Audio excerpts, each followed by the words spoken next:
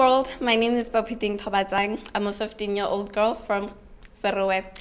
I love presenting and acting. It's what I feel I was born for. It's what I feel I can do best. I've only done a stage performance once in my life. It was in my African Dream. I was 12 years old, 2007. I got second place. I've never acted before. I've never presented before.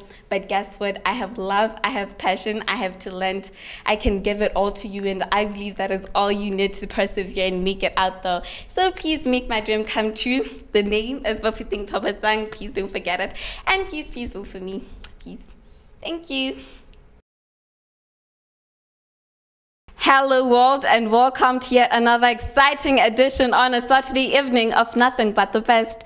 I am your host Baphuting Nthobatsang, and this is Gemstone Talent Search 2011. Now, ladies and gentlemen, over the past few weeks, you have seen us scout Botswana for the best of it, the best in talent.